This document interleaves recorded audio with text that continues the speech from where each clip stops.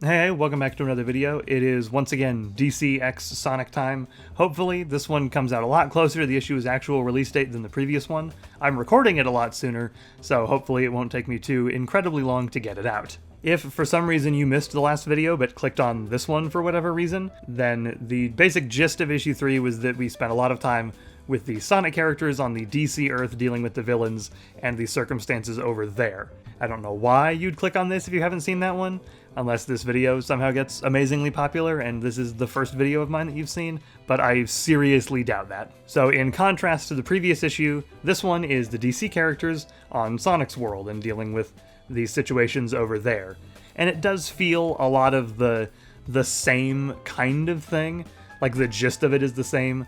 DC character meets a Sonic character, they have some kind of interaction, and they walk out of it with a Chaos Emerald. And I realize that sounds like I'm being very dismissive of this issue, and I really don't want to be, because they are really, really good interactions.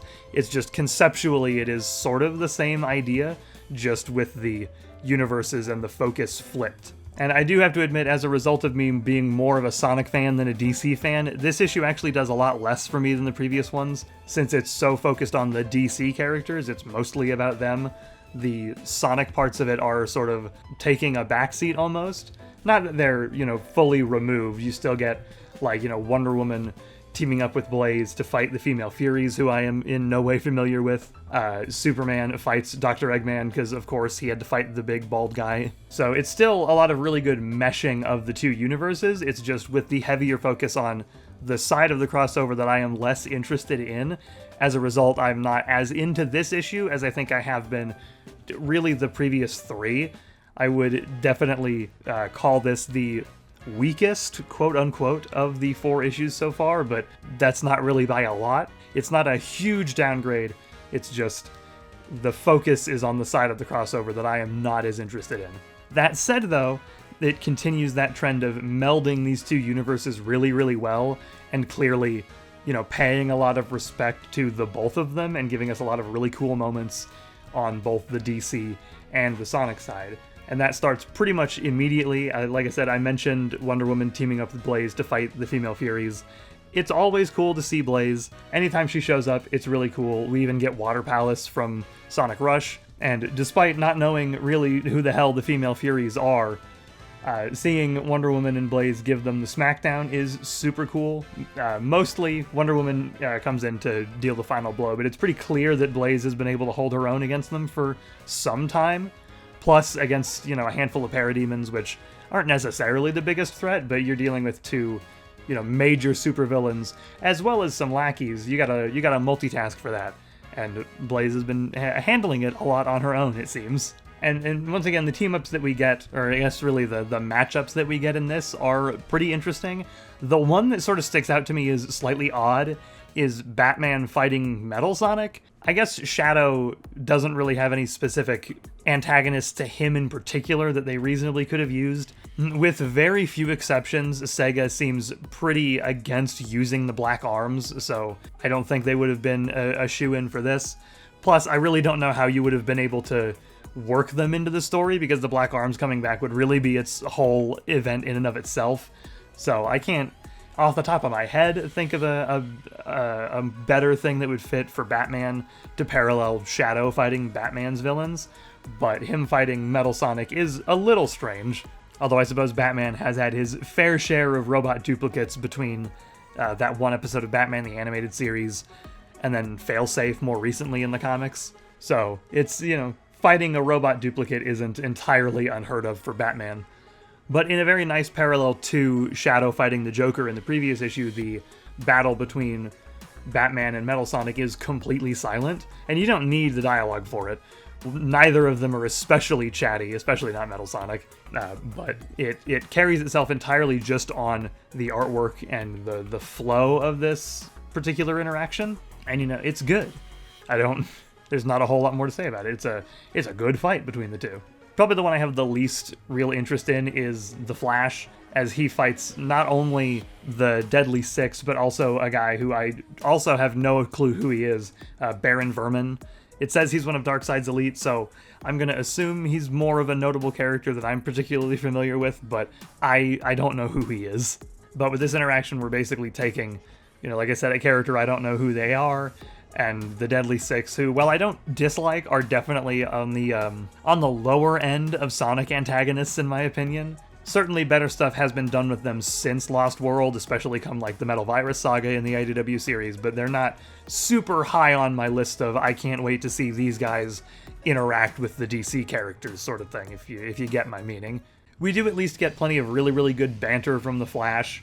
Baron Vermin basically explains his whole deal of what he's doing, that he's got the Emerald, and that the conch lets him control the Deadly Six, and Flash calls him out on that being real stupid.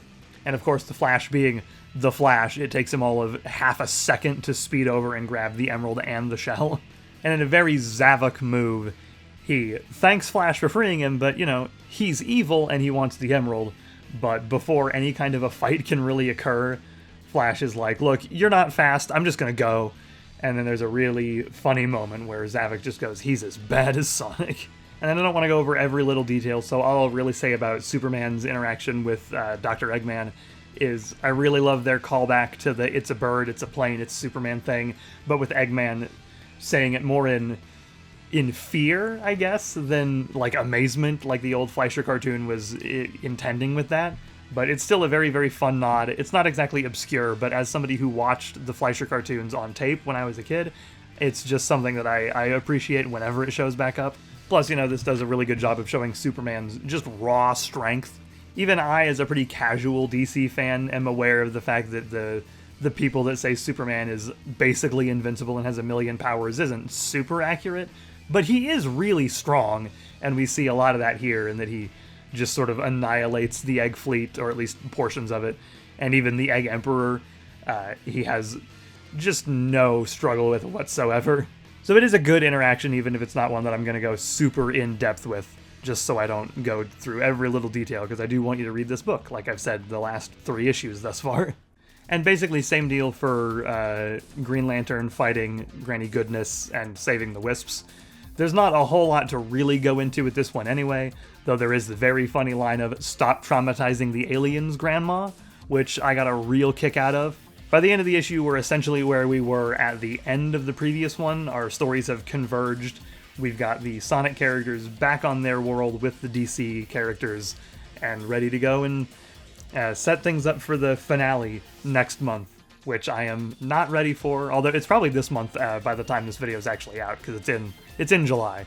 I'm recording this at the very end of June. And, there are still some really, really funny moments. I really enjoy after Flash's thing with Baron Vermin and the Deadly Six. He calls in to the rest of the League and says that he'll be there later because he's going to go to Empire City and check out an actual frickin' loop-de-loop. Even funnier, though, in my opinion, is the callback to it later once the League is all gathered and they've got the Chaos Emeralds. He's describing it to Batman, and Batman appears about as excited as he really can be about it, because as soon as Flash clarifies that it really is an actual proper loop-de-loop, Batman just goes, I'll start my next patrol in Empire City. So now I really need to see the Batmobile or like the Bat-Cycle or whatever going through a loop-de-loop, because that sounds amazing too. So yeah, story-wise, it's still really, really good. It is, like I've said probably 1,000 times at this point, inherently the issue I am less interested in. I would definitely put it as my least favorite, simply because it's a lot more of the DC side of the crossover than the Sonic crossover, or than the Sonic side, rather. However, I recognize that that is a necessity if you want to keep the thing balanced, because I feel like I would, even though it's not my interest, I would still be complaining if it had been so one-sided in terms of showing the Sonic characters and the DC guys were just kind of there. So it's more of a personal preference than an actual issue I have with this particular part of the story. But I think for most people it probably won't be that big of a deal. If you've got an equal amount of interest, or you're more into the DC side than the Sonic side, then you'll probably like this issue the most, or at least about the same as the other ones, if I had to hazard a guess. And even then, like I said, it's still really good. It is maybe like 2 points lower than the last 3. Artwork continues to be really, really good. Adam Bryce Thomas on the pencils, Matt Herms on the colors. There is still that slight weirdness I feel with Matt Herm's drawing, or not Matt Herm's, with Adam Bryce Thomas drawing the DC characters. It's mostly worked out, but occasionally there are just some bits where they look a little strange. I also really do not like the way he draws Granny Goodness's face. She looks just kind of like a zombie to me here. It's not the design I would have gone with personally, but nitpicky, I would say mostly, because the art still looks really good. Special spotlight, I think, has to go to this panel at the beginning of the story. This wouldn't be my pick for the best panel, but it's one I just want to point out, where the muscle definition on Wonder Woman is kind of insane, and I think that's correct. Wonder Woman should be drawn muscular. I just wasn't expecting it, especially given that it's not really how she's been depicted thus far, but the, very obviously defined musculature on her back was very jarring, but still very accurate and how it should be done. The actual highlight, though, for best panel, I wasn't sure, going into this issue if I'd be able to find, the best for sure panel, but as soon as I got to it, it was really easy to figure out.